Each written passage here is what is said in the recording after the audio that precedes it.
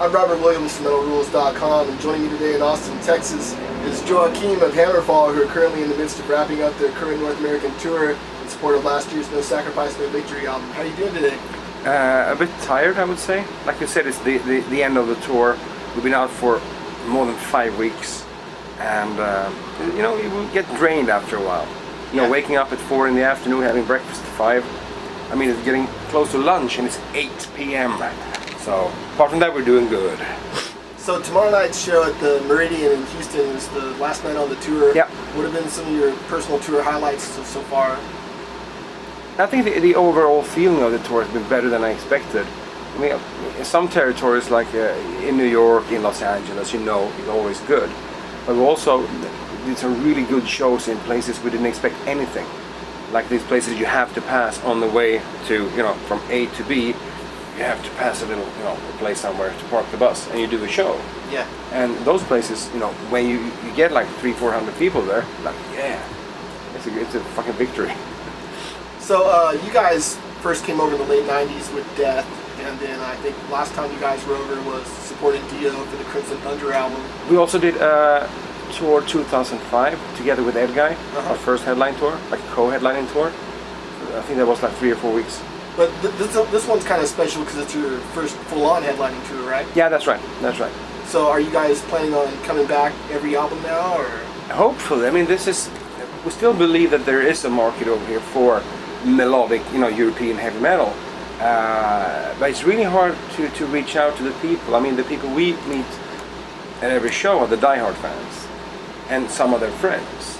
But I mean, only playing live won't make a difference. We need help in, you know, other from the media as well. Like what you're doing now, it's great for us that people are able to at least, you know, see my face and maybe see a video and check out the music and so on. So, I mean, it's a lot of hard work. You know, you need to have a cunning plan when it comes to the, you know, touring. And we will come back. Well, first of all, to do Pro Power in September in Atlanta, and then we're going to release a new album like in May next year, and we'll see, you know, when we will come back. But of course we're going to come back. But maybe we're going to try and get a support tour for, you know, a much bigger band. Maybe that is the answer to, you know, it's really hard to travel around doing like 5, 6, 7 weeks playing clubs with no dressing room, no shower when you're 40 years old. I think it's cooler when you're 20. But it's bad for morale when you're 40-ish. So when you say a much bigger band, is there anyone top of your list that you'd like to tour with? Of course, I would love to go with Maiden. Yeah. And now they're doing their Dream Theater. Yeah. This summer. So maybe next time. So let's talk about your latest album. I can't really call it a new album anymore. Last year, but latest. Yeah. No Sacrifice, No Victory. It earned you guys a gold record over in Sweden, and also you know, charted really well around the globe, but landed number 38 on the Billboard Heatseeker chart here in the U.S. Do you guys feel like it's kind of accomplished all that you set out to with the... Well, in Sweden, I would say fantastic with the #1 and the gold album, the gold award. In Germany, we charted on position 7, which is fantastic in a country like Germany.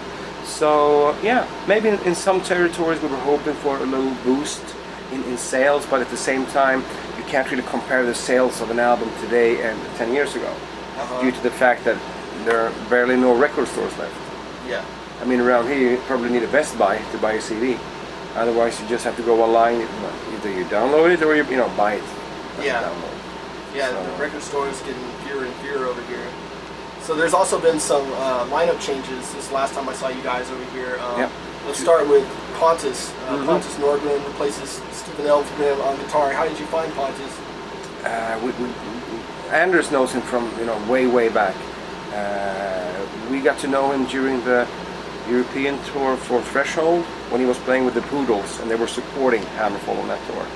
So then we got to know him. We knew him, you know, by name. We met him as a sound engineer for Europe, and he was doing Candlemass, and, you know, as a sound engineer. I made a phone call. I asked him, do you know any good guitar players that would, fit HAMMERFALL? Well, I would love to, he said. Well, thank you. You said it. I did not ask. But since we were so close friends after the tour with the band The Poodles, I didn't want to call and say, hey, do you want to play with HAMMERFALL? Yeah. I didn't want to steal him from the band. I wanted him to ask me. Well, that was cool. Yeah. So then he came to Gothenburg. We tried out 3 guitar players, and we decided to go with Pontus because he has a great tone in his playing. So on No Sacrifice, No Victory, he composed the instrumental "Something for the Ages." Can you see It was kind of an introduction to introduce himself. We asked him, just write something that would represent you. So Frederick Larson has also returned to the band. Originally on Glory to the Brave Chorus, now he's back after the departure of Magnus Rosen. Have you stayed in contact with Frederick all these years? Yeah, he after I did my solo album, I went on tour, and then I had him as a bass player on tour. And I was, felt he was a really good bass player. Also, the fact that he's using a pick instead of his fingers gives the sound a more like metal feel, I would say. So when we tried bass players, same thing there. 3 bass players. Called him up and asked him, if he would be interested. Yeah, of course, he said. It would be stupid not to. So also on the new album, the track "One of a Kind," where Oscar and Jesper, formerly of In Flames, collaborated. How did that come about? We sat one day having a couple of beers, watching Little Britain. Little Britain? No, it's a comedy. You have to check it out. Little Britain, the live version we saw. And I said, you know what? Maybe we should, write something together again. Maybe we can recreate the magic we had on the first 3 albums. So, but this was at the end of the songwriting process. So they were, kind of swapping ideas and came up with this. I added the I know Jesper had the melody for the chorus was there. And Oscar and I was working on a second song that all of a sudden we put everything together. We took 2 songs and made 1 out of it. So that was how this song happened. And it's a great song. And some of the guys in the band, they really want to play it live, but it's also the most high-pitched song on the album. There's some notes in there I don't think I can, on a bad day, I can't even, come close. So another collaboration I really wanted to ask you about was on Chapter 5, Unbent, Unbowed, Unbroken.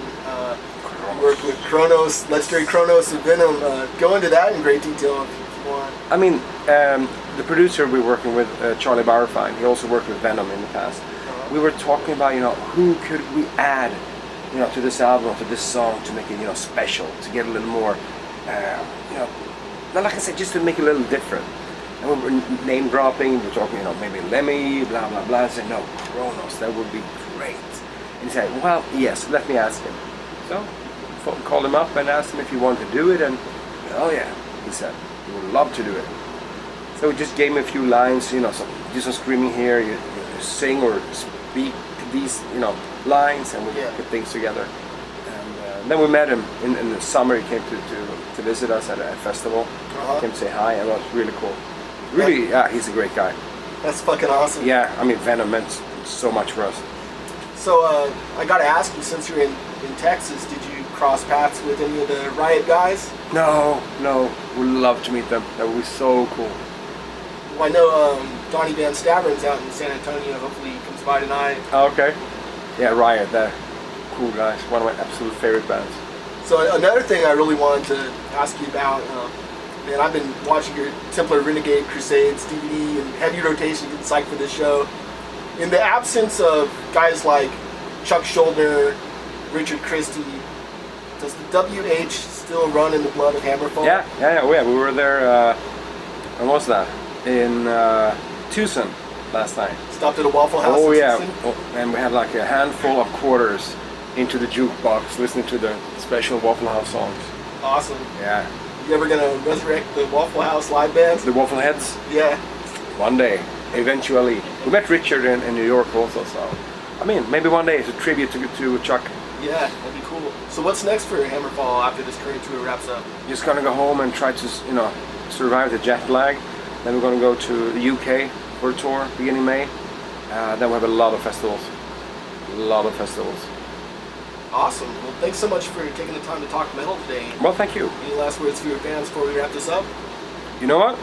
You know who you are. Thank you very much for the support so far. Next time we come around, bring your friends and make the party bigger. Yeah.